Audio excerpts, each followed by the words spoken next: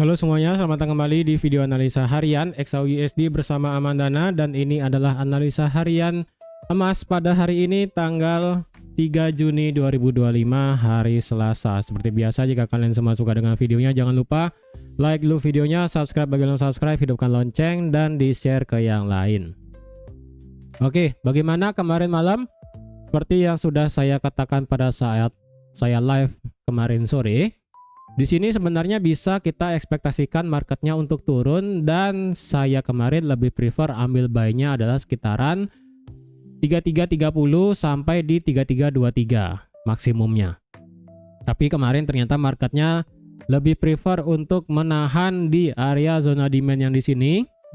Kalian bisa lihat marketnya tertahan di 3345. Kemudian marketnya ini bergerak ekstrim, naik tinggi, nggak turun-turun. Berarti secara keseluruhan semenjak marketnya itu break di atas resisten 3330 atau nggak di atas 3325, tidak ada yang berarti pullbacknya. Ya, tidak ada pullback yang berarti. Ini berarti otomatis marketnya sekarang ini bisa membuat pullback ke bawah. Di sini kalau kalian ngelihat chartnya rada sedikit kacau, bisa saya katakan iya, karena saya katakan sudah kemarin ya. Ini marketnya benar-benar digerakkan oleh spekulasi. Ada suatu berita baik, marketnya bakal turun. Ada suatu berita jelek, marketnya bakal naik, karena permintaan emas akan sebagai safe haven aset. Kemarin hari Senin sudah saya katakan bahwa masalah baja dan juga aluminium tarif, kemudian ditambah dengan Rusia dan Ukraina yang ada memanas lagi. Dan sampai akhirnya tadi pagi ya, sudah saya katakan bahwa apa yang diucapkan oleh Trump itu bisa berbeda lagi dalam kurun waktu 48 sampai 72 jam, yang dimana akhirnya untuk bagian Amerika, lebih tepatnya Trump sendiri, beliau bilang bahwa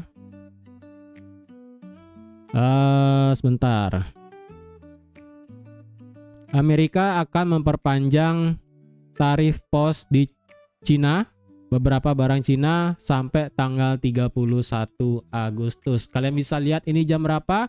Jam 4 pagi WITA atau enggak jam 3 pagi WIB. Jadi ini merupakan pas banget 72 jam setelah hari Jumat masalah baja dan aluminium dan juga masalah Cina yang melanggar perjanjian. Ini tiba-tiba ada extend tarif pos goods China sampai tanggal 31. Karena kalau kita ingat itu kan 90 hari batas delay-nya. Dari tanggal 12 Mei seharusnya sampai tanggal 12 Agustus. Tapi di sini sudah dikatakan akan di-pause sampai tanggal 31 Agustus. Inilah yang menyebabkan kalian bisa lihat marketnya langsung drive ke bawah. Market buka sesi Australia mendekati sesi Asia dari 3391, sekarang marketnya sudah ke 3371. Jadi bayangin ini penurunannya sudah sejauh 200 pip, hanya 2 jam doang. Ya, 2 jam doang ini sudah 200 pip gara-gara satu news doang. Apakah hari ini marketnya bisa melakukan pullback cukup banyak ke bawah? Saya rasa sih iya. Ditambah juga di sini harap hati-hati ya. Karena bakal ada event yang lumayan berarti besok hari Rabu. Jadi saya harapkan kalau ada yang ingin trade hari ini sebaiknya jangan biarkan posisinya mengambang. Lebih baik kalau bisa di close aja. Karena besok akan ada yang namanya batas penawaran terakhir untuk Trump kepada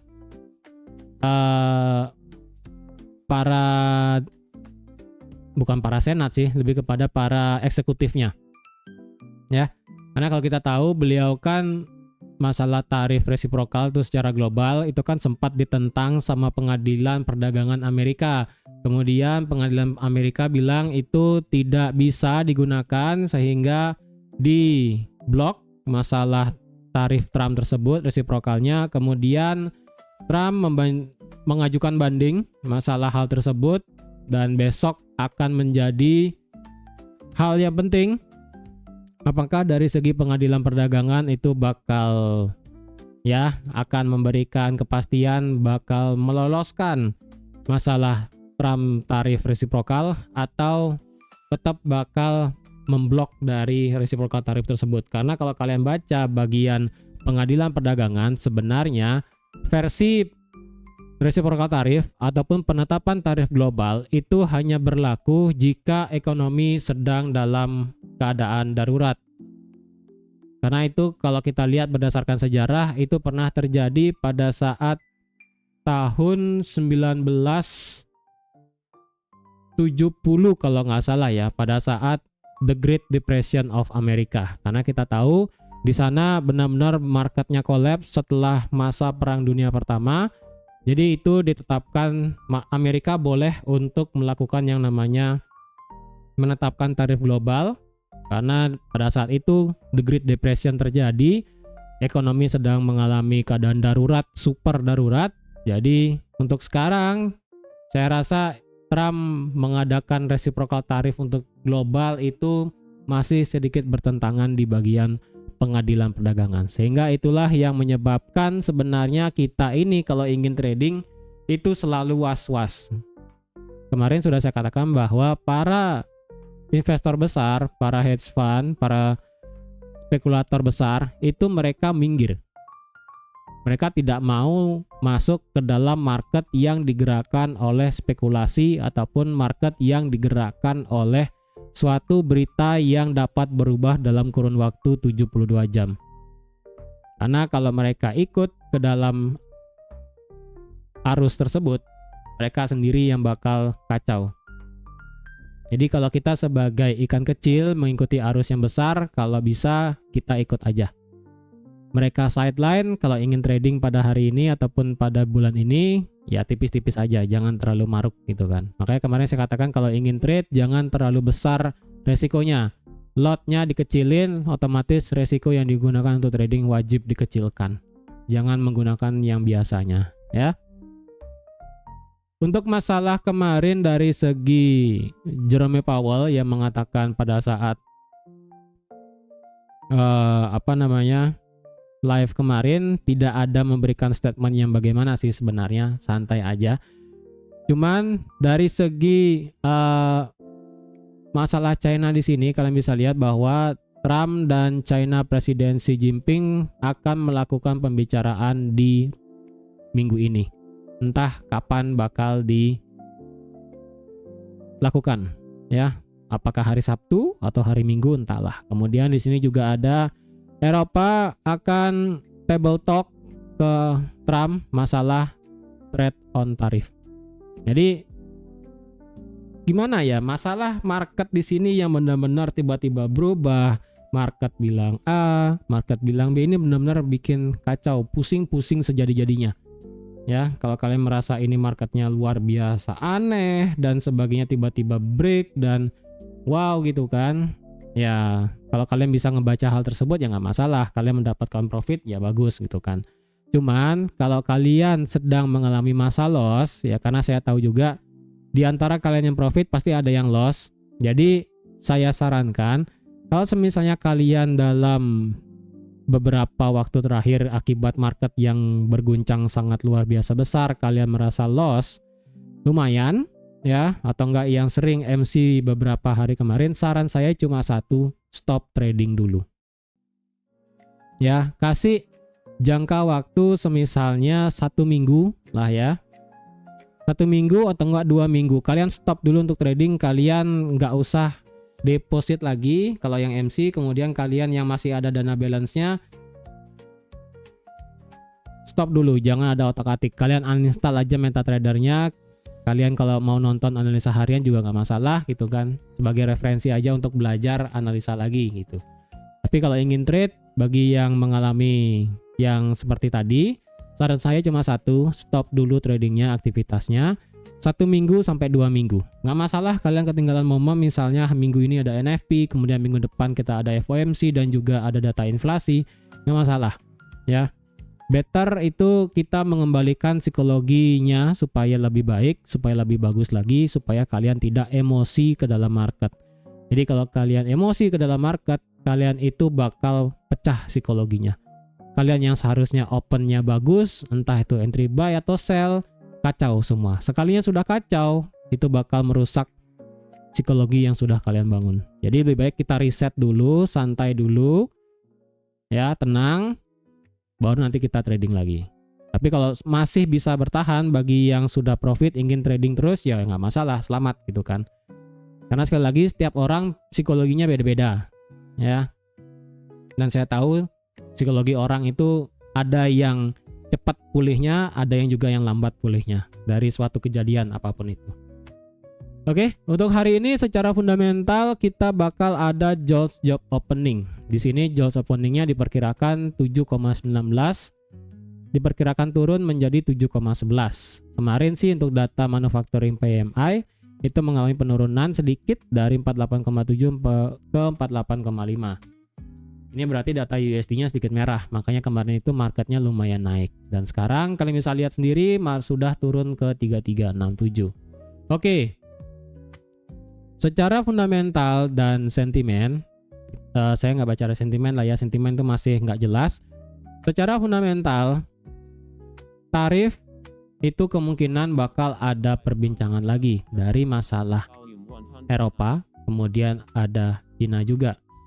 Kemudian dari segi perang Rusia dan Ukraina, kemarin Rusia sudah memberikan memorandum untuk perdamaian antara mereka berdua, Rusia dan Ukraina. Nah ya, di sini Rusia sudah memberikan permintaan memorandum kepada Ukraina untuk meninggalkan 4 region di sini sih. Ada ya, kalian bisa baca sendiri di sini. Yang dimana tujuannya adalah untuk gencatan senjata. Jadi sebenarnya ya dari segi fundamental ini sudah mulai kalem lagi. Kemarin fundamentalnya hot ya kan. Tarif, kemudian Ukraina panas lagi. Kemudian sampai akhirnya tadi pagi, ya ini kalian bisa lihat jam berapa, ini jam 12, setengah 1 gitu kan. Dini hari sampai subuh, fundamentalnya mulai cooling down lagi. Akibatnya apa? Kalian bisa lihat XAUSD-nya sekarang sudah turun dari 3390 ke 3365. Ini marketnya luar biasa. Ya. Apakah hari ini marketnya bisa bertujuan nutup gap di 3.300? Sementara sih ya, kalau semisalnya ini marketnya hari ini dari yang kemarin naik tinggi 800 pip ya, kemudian turun lagi 900 pip, itu luar biasa sih ya. Jujur itu bakal epic, luar biasa. Secara teknikal kalau kita lihat di daily, kemarin kalau kita lihat daily adalah seperti Marubozu ya. Ini adalah pola Marubozu candle yang dimana ekor atasnya kecil sekali, yang dimana potensial marketnya itu bisa benar-benar tinggi lagi ada. Cuman kalau dilihat dari segi RSI itu tidak bisa naik di atas 60. Dengan kekuatan sebesar ini, dengan total kenaikan adalah sebanyak 939 pip, tidak membuat XAUUSD itu naik di atas 60 secara stokastik daily. Sorry, RSI daily. Tapi dari segi stokastik ini memang sudah di 81 untuk yang fast dan slow di 75. Hanya saja apakah ini akan benar-benar masuk ke zona overbought atau tidak? Kita akan menunggu hari ini. Kalau misalnya ini gagal masuk ke dalam zona overbought dan justru malah cross ke bawah, ini saya rasa bakal menjadi dilema di sini. Ya, berarti kenaikan kemarin itu hanya sebatas kayak dorongan supaya orang-orang FOMO, kemudian ketika orang sudah FOMO buat nge-buy, marketnya dibanting turun. Ketika sudah marketnya FOMO untuk nge-sell, didorong lagi naik, itu yang sedikit bermasalah sebenarnya ya. Terus kalau kemarin saya udah katakan apakah trendline ini bisa dipakai untuk sekarang? Apakah ini marketnya fix sudah nge-break trendline? Secara teknikalnya, ya ini bisa saya katakan marketnya sudah nge-break dari trendline-nya. Oke, sudah break dari trendline. Berarti di sini kita bisa melihat marketnya melakukan retest dari trendline adalah minimal dia nge-retest resistance become support di 3330 dan maksimal dia turun sampai ke 3317. Yang dimana ini adalah perpotongan antara resistance trendline dengan resistance become support dari candle tanggal 29 Mei. Jadi kalau misalnya hari ini marketnya turun drastis sampai sini 3330 sampai 3317, kemudian terjadi pantulan, ini bisa kalian ekspektasikan untuk ambil posisi buy. Tapi kalau semisalnya ke depannya marketnya justru turun dan tidak merespek ini dan malah lanjut turun lagi, berarti trendline ini tidak direspek oleh market. Jadi sementara dari sudut pandang daily memang kita sudah breakout trendline secara teknikal, hanya saja kita perlu ada retest dari trendline ini. Itu yang lebih bagus sebenarnya untuk melakukan retest. Kalau dilihat dari segi daily, memang kemarin kita sudah close di atas candle di hari Jumat tanggal 23 Mei. Di sini. Dan ini sudah di retest. Apakah retest ini cukup untuk marketnya naik? Saya rasa belum. Walaupun di sini adalah resistance become support dari segi daily, dan ini adalah juga resistance become support yang lumayan valid dari daily di 3350 selaku angka psikologi. Ya. Apakah market lebih prefer sampai 50 atau meretest sampai 30 sampai 17 baru market naik? Terlalu banyak kemungkinannya di sini. Ya, secara teknikal kita memang menunggu marketnya turun retrace. Apakah cukup sampai 65? Apakah cukup sampai di 50 atau sampai 30 sampai 17? Oke, batasannya adalah itu. Yang penting marketnya tidak turun di bawah 3285 secara daily. Jadi selama daily masih di atas 3285, otomatis untuk sekarang kita masih bisa ambil buy posisi. Secara H4 kalau kita lihat ini marketnya sudah luar biasa ekstrim naik. Kalau kalian mungkin kalian berpikiran apakah di sini marketnya membuat pergerakan yang sama antara di sini dengan di sini, kemudian marketnya lari, kemudian di sini juga marketnya lari ke atas. Apakah membuat pergerakan yang hampir sama? Bisa saya katakan iya, marketnya hampir membuat pergerakan yang hampir mirip. Ya, di sini marketnya ketika break dari 3250, marketnya tidak ada retracement sama sekali. Sama halnya dengan kejadian kemarin ketika marketnya break di atas 3325, marketnya secara H4 langsung nggak ada obat bergerak naik. Jadi sekarang ini marketnya turun, sama halnya dengan di sini turun. Entah di mana dia akan berhenti, mungkin misalnya di sini ya di 3325 sebelum lanjut naik lagi kayak begini, sebelum lanjut turun lagi.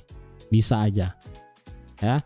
Jadi kemungkinan ini marketnya bisa mengulang kejadian yang kemarin per tanggal 15 Mei. Ya, bisa saja seperti itu.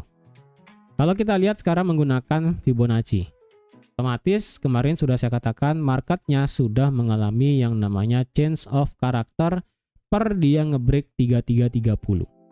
Otomatis dari segi H4 Fibonacci yang bisa kalian pakai adalah dari sini, dari 3271 sampai di 3392 high yang barusan tadi pagi. Kalau kalian lihat 38,2% itu ada di 3350. Kemudian 50% ada di 3330 dan 61,8 ada di 3317.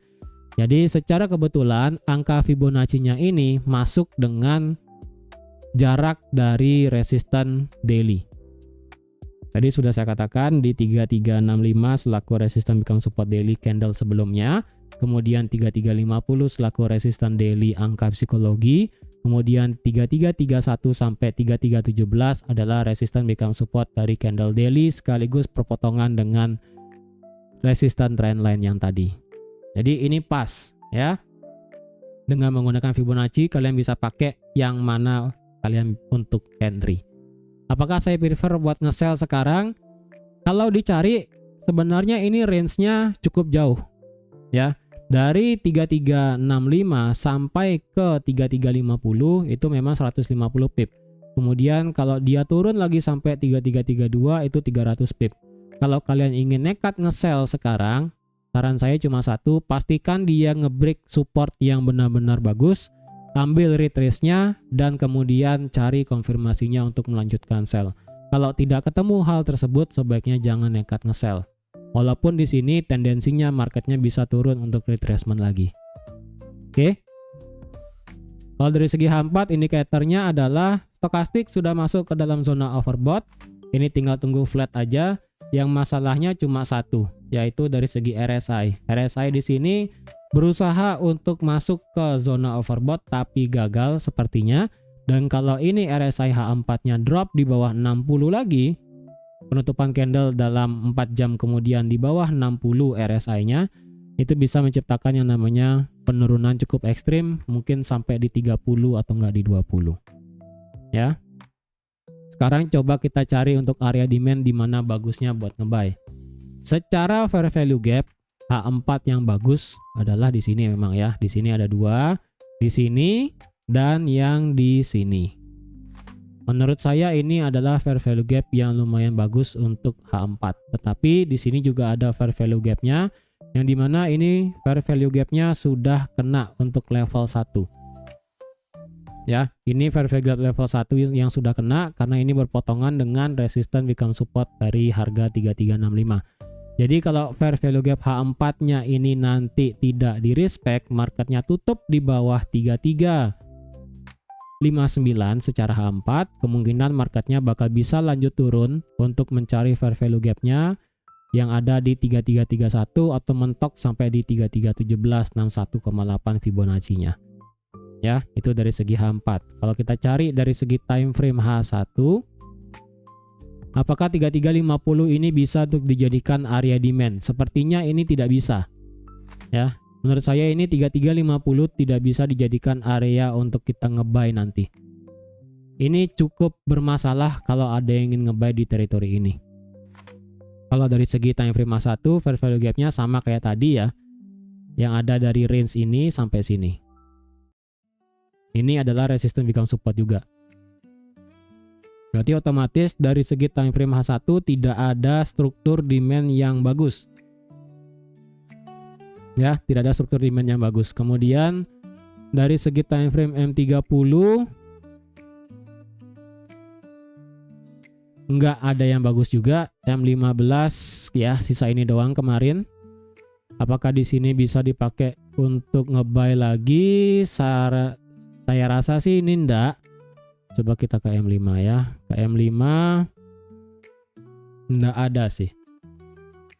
Sepertinya ya, yang bisa saya lihat, menurut saya pribadi, tidak ada struktur demand yang bagus banget yang bisa menahan market. Kecuali fair value gap yang ada di 3330 dan secara kebetulan di M15 di sini sih ada demand kecilnya di sini. Di 3317. Ini sih memang demand ya kan, kemarin di sini demand ya bertahan kemudian marketnya naik. Tapi ingat ini sudah dites berkali-kali, jadi kemungkinannya adalah kalau ini nanti turun nyentuh demand, kemungkinan nanti kita bisa nge-sell target sampai sini. Tapi ini hanya berlaku jika benar-benar nanti demand-nya ini di break, retest naik kemudian bisa lanjut turun ya. Tapi kalau semisalnya enggak, itu saya rasa bakal berat kalau mau cari ambil posisi sell. Kalau nge-sell nekat sekarang bagaimana? Kalau semisalnya harga sekarang ini di 3364, kalian mau nekat ambil sell, masalahnya ini 3365 ya, ini 3365. Sebentar.